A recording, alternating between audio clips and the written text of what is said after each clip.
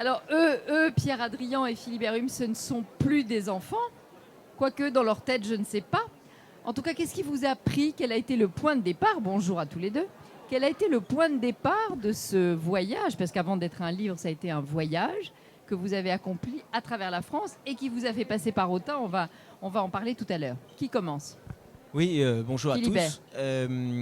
Pierre était un ami d'enfance, qui est un ami d'enfance encore. Tu n'es pas encore décédé. Non, c'est pas ça, c'est que vous auriez pu ne plus être amis après le voyage que Oui, vous avez c'est vrai. fait. Ça, Mais avant tout, on cherchait un prétexte pour partir à l'aventure tous les deux. Et il se trouve que mon grand-père m'a parlé à peu près à ce moment-là, c'est-à-dire il y a 2 ans, de ce livre mythique pour lui qui s'appelait Le Tour de la France par 2 enfants, et qui était un livre de lecture courante dans lequel on apprenait l'histoire, la géographie. c'était un manuel scolaire. Un manuel scolaire, d'importance, exactement, qui a servi de la fin du 19e siècle aux années 40-50. Qui était signé d'un nom qui en fait n'était pas le nom de l'auteur. Signé d'un certain G. Bruno, c'était un pseudonyme, le pseudonyme d'une femme, effectivement, Augustine Fouillet. Et le livre racontait l'histoire de 2 petits orphelins qui quittaient la Lorraine et sillonnaient en France, découvraient un pays. Ces 2 petits Lorrains se trouvaient à Marseille, à Sète, à Bordeaux, en Bretagne.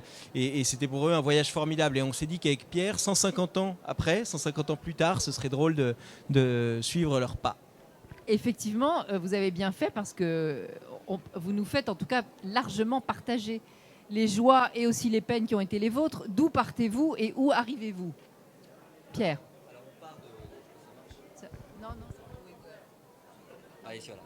Alors on est parti de Phalsbourg, donc petit village fortifié où il y a une porte de France et où les 2 enfants partaient, et donc voilà, qui a donné une espèce de point de départ à ce grand voyage. Et C'était vous vous souvenez de la date, du moment précis, de l'heure? C'était en avril, il y a exactement 2 ans. Ouais. Avril, au petit matin. Alors les 2 enfants partent main dans la main et nous on était au volant d'une Peugeot 204. Pas les deux, parce qu'il y en a un des deux qui n'a pas le permis. Non, Philibert n'a pas le permis, mais il l'a eu, figurez-vous, il y a 2 jours. C'est pas vrai. Si, voilà. On peut l'applaudir. On peut l'applaudir. Bravo. Voilà, on peut l'applaudir. Je vous demande, c'est une vraie victoire pour nous. Et ça va changer notre collaboration. Puisque c'est très compliqué, là, voilà, c'est ce que c'est quand c'est très frustrant quand l'autre ne peut pas conduire. Donc j'ai fait le taxi pendant à peu près 2 semaines. Mais il était à l'avant ou à l'arrière? Il était à l'avant et à l'arrière, il y avait toutes ses valises. Voilà, parce que je dis que Voyage avec beaucoup de bagages. Voilà, je traînais une Parisienne en vacances. Parce que voilà, Philibert voyage assez accompagné. Et puis on est parti de Phalsbourg et on a suivi, on a quitté la Lorraine. On a suivi la Saône notamment. En ne prenant que des départementales, des petites routes. Voilà, la règle interdite, c'était de prendre l'autoroute. Nous, on est les enfants de l'autoroute, du TGV. Là, l'objectif, c'était retrouver la joie et l'insouciance de la petite départementale. De toute façon, la voiture n'aurait pas tenu sur autoroute. Et la voiture, de toute façon, n'est pas faite pour la 4 voies, bien évidemment. Donc, voilà. Et après, alors la Saône. Et ensuite, évidemment, nous arrivons en Bourgogne. Et c'est là que ça nous intéresse. Et nous arrivons en Bourgogne, donc Dijon, de cette manière. On va chez Henri Vincenot, grand écrivain bourguignon. Et puis ensuite, on arrive à Autun. Voilà. Et à Autun, vous faites une rencontre. Enfin, Oui. vous faites plusieurs rencontres. Oui. Il faut leur tirer les verres du nez. Hein. Mais on rencontre un libraire, un certain Arnaud. Le libraire d'Autun. Le libraire d'Autun qui merveilleux libraire. Qui anime sa librairie, qu'on trouve plus animée qu'un Apple Store aux grandes heures. Et ça ne désemplit pas et ça nous surprend beaucoup dans une ville qui nous semble, on la connaît pas, c'est vrai, qui nous semble un peu se mourir, quoi, pour parler franchement, qui perd, on s'est renseigné du coup, qui a perdu un tiers de sa population en 40 ans. Et voilà, on cherchait un motif d'espoir là-dedans et il s'est trouvé Arnaud sur notre route. Mais ce qui est extraordinaire, c'est que compte tenu de votre âge, évidemment, il n'y a pas de nostalgie. Vous vous dites à aucun moment c'était mieux avant ou c'était moins bien avant, quoi. Les faits sont là, point. C'est un peu comme ça que vous découvrez la France. Ouais, c'est ça. Et puis en fait, on insiste beaucoup sur le titre. C'est le Tour de la France par 2 enfants. Et donc l'idée, c'était aussi de retrouver un esprit d'enfant et un regard d'enfant. On n'a pas voulu faire ce voyage comme 2 journalistes, comme 2 sociologues. On a voulu vraiment regarder avec le plus d'honnêteté possible, le plus peut-être de pureté, voilà. Et bah voilà. Et puis une ville comme Autun, elle est aussi, elle incarne pas mal de ce qui se passe en France, de centre-ville dévitalisé, Vous en avez vu beaucoup? de villes qui s'ouvrent. Bah oui, on est passé à Nevers, on est passé à Dieppe, on est passé dans des villes comme Moulins, pas mal de villes qui quand même ont ce problème de ce problème de dévitalisation, de centre-ville où il y a des panneaux à vendre un peu partout, etc. Mais partout, on a retrouvé, comme à Autun justement, il y a toujours quelqu'un qui enchante les lieux, qui les fait vivre et c'est pour ça c'est pas du tout passéiste, parce qu'en fait on se rend compte que cette France-là, en fait, elle tient toujours. Et qu'en fait, voilà, et nous, on est persuadés que justement, l'avenir, en fait, l'avenir appartient à ces villes-là, l'avenir appartient au circuit court, au local, et qu'on est en train de revenir de l'époque de l'hypermarché et de la zone commerciale. Alors là, évidemment, vous ne pouviez pas le deviner avant, mais on est en plein dans la France des Gilets jaunes. Oui. C'est un peu bateau de vous demander ça, mais quand même, on ne peut pas ne pas y penser en vous lisant aujourd'hui. On nous l'a demandé depuis. Alors, est-ce que vous aviez ressenti? Est-ce que vous aviez venu? Non, non, pas senti venir. Ouais, mais pour être honnête, on n'avait pas deviné que des gens peupleraient les ronds-points en gilet. Mais effectivement, quiconque s'est promené en France ces dernières années et a pris le temps de parler, de s'arrêter avec les gens, sentait quand même poindre une grogne. On l'a ressenti, cette colère, plusieurs fois on l'a ressenti. Alors nous, on essayait de tourner encore une fois, pour rejoindre ce que tu disais, Pierre, avec un regard d'enfant, on essayait de tourner ça à l'amusant. Mais par exemple, le soir des élections, une certaine Yvette, alors qu'on nous bassine depuis des semaines, depuis des mois, sinon depuis 1 an, on nous parle des élections présidentielles 2017. Et le soir des élections, nous, on compte voir le résultat dans un petit bistrot chez Yvette, à Rupt-sur-Saône, et quand on arrive à 20h, elle regarde bien la télé, elle est bien derrière sa télé, mais branchée sur TMC, les mystères de l'amour, et pour elle, il n'est pas question de zapper, ne serait-ce que le temps de connaître son prochain président. Et au début, ça nous fait rire, enfin ça nous sidère, et en fait, on comprend que c'est l'expression aussi d'un malaise, quoi. Elle est en colère, cette femme, elle est en colère. Quand vous parliez de Nevers tout à l'heure, quand vous passez à Nevers, quand vous arrêtez à Nevers, il y a une grève dans une caserne de pompiers, c'est ça? Si je me souviens bien. Oui, il y a une grève dans une caserne de pompiers. Voilà, c'est ces petites luttes locales qui incarnent bien justement un climat qui est compliqué.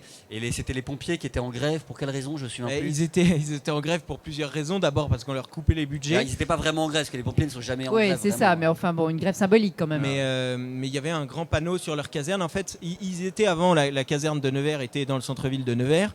Et puis les camions grossissant, les normes s'additionnant, on leur avait expliqué qu'il fallait déménager, quitter la caserne et donc construire une caserne en périphérie de la ville de Nevers. Et toutes les villes et villages limitrophes de Nevers s'étaient défilés les uns après les autres, disant que c'était trop de nuisances, c'était trop de bruit, Et le maire qui a été contraint d'accepter, le dernier, a accepté de recevoir la caserne, mais il se trouve que cette caserne était de l'autre côté de la voie ferrée.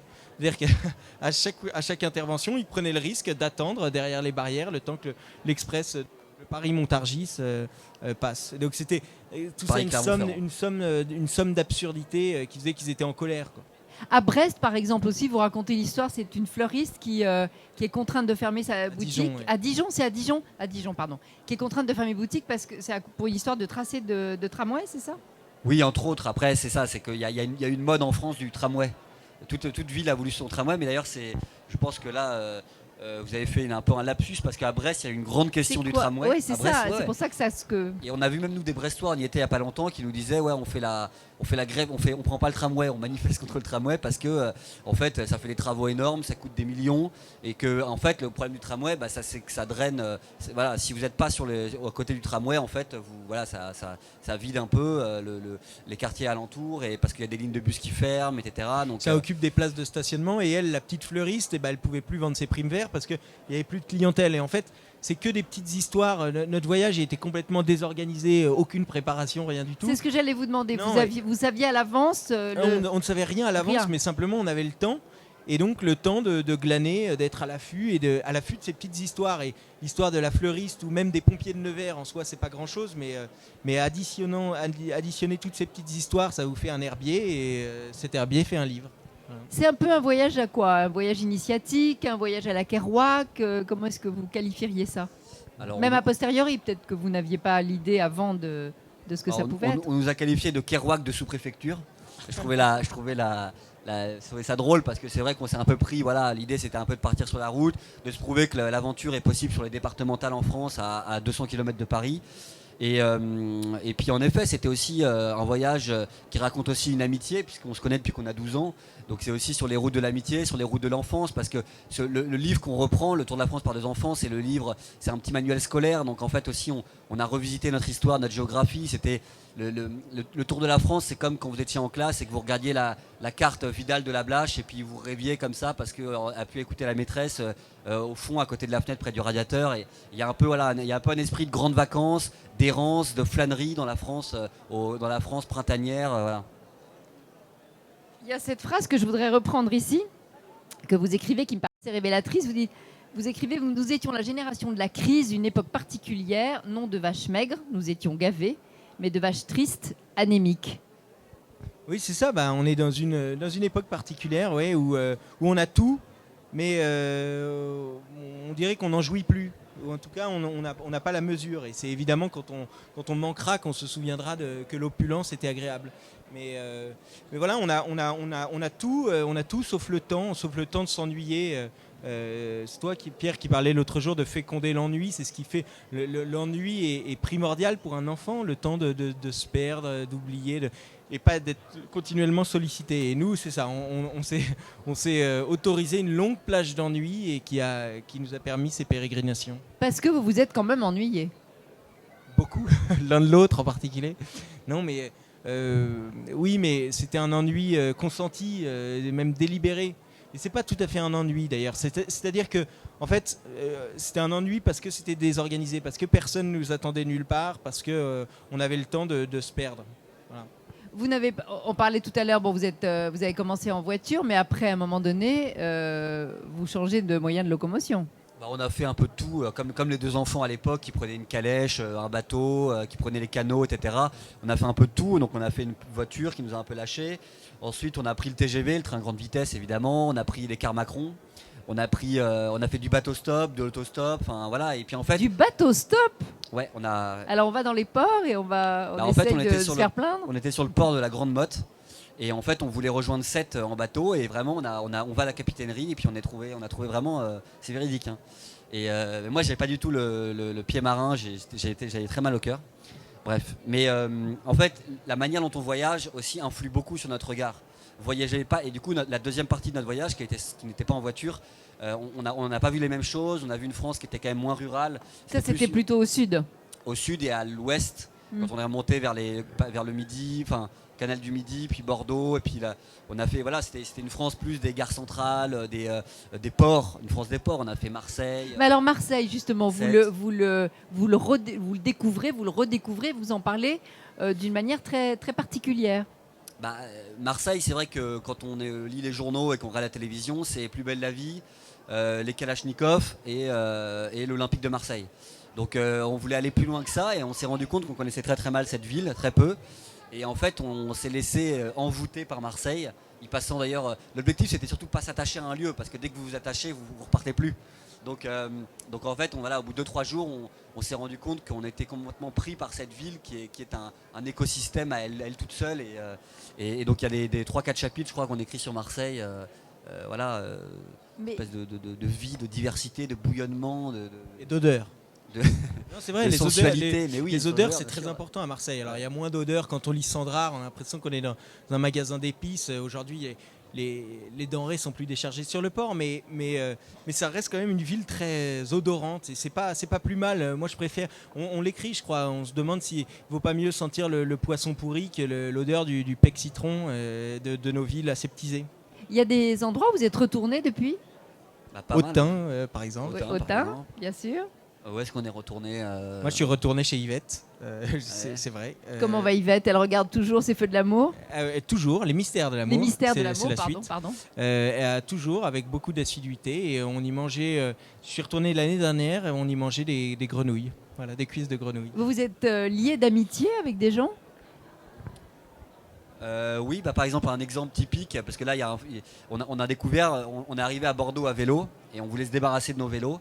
Et on arrive vraiment à Bordeaux devant l'école d'art contemporain, je sais pas quoi. Il y avait des gars qui sculptaient des formes. On leur dit, les gars, on vous donne nos vélos.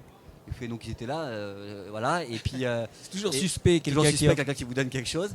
Et puis ils nous disent, ils nous demandent qui on était. Et puis ils nous disent, vous dormez où ce soir? On dit, on sait pas. Ils nous ont accueillis 2-3 jours chez eux. C'était des étudiants. Et eux, on les a revus un petit peu, on les a recroisés déjà, et c'était marrant. On a dormi sur leur canapé deux soirs, et on a gardé, c'est vrai, une sorte, un petit lien d'amitié. Après, ce qui est aussi beau dans le voyage, c'est de pas revoir les gens en fait. C'est le côté éphémère. Le côté éphémère, et puis moi ce que j'aime dans le voyage, c'est qu'on se confie à des gens, à des inconnus, et puis en fait c'est formidable de déverser tout ce qu'on a sur le cœur à des gens qu'on ne reverra pas. C'est beaucoup plus simple que les liens obligés, que les liens familiaux. C'est le grand luxe du voyage. On dit beaucoup que le voyage c'est prendre des risques, mais en fait il y a un vrai aussi. Moi je trouve qu'il y a un vrai confort du voyage, parce que on laisse derrière soi des choses, on ne sait pas trop ce qu'on laisse, mais on part et puis on passe d'une ville à l'autre comme ça. Et oui, ça permet d'aller directement à l'essentiel. Les gens nous demandaient quelquefois, est-ce que vous avez un blog ou des cartes de visite et on leur disait non, on fait ça comme ça. On savait même pas trop exactement que ça deviendrait un livre ou quelle forme ça prendrait, mais non, on faisait ça comme ça. Et je me souviens en particulier dans le bateau, justement, dans le bateau qu'on a pris à la Grande Motte jusqu'à 7. Pierre était malade. Voilà, quand Pierre était malade, un couple nous a accueillis. On a échangé très peu de phrases, on ne connaît même pas leur prénom. C'est l'une des rares personnes rencontrées dont on ne connaît pas le prénom. Et pourtant, c'était très fort. Parce que justement, il y avait ce côté éphémère, ce côté ça ne reviendra plus. Vous avez fini à pied? Alors voilà, l'idée c'était donc dans l'ancien livre, il y avait ensuite le retour à la terre natale, il rentrait à Falsbourg. Alors nous, on est de Paris, de région parisienne. Et du coup, on ne savait pas comment rentrer à Paris. Et du coup, on a décidé de passer une nuit dans un terminal à l'aéroport Roissy-Charles de Gaulle, qui est un lieu de passage, et puis un lieu où beaucoup de Français ont mis les pieds, mais qui est assez peu raconté. Donc on a vu passer tous les avions qu'on ne prendrait pas, et on est rentré de Roissy à Paris à pied.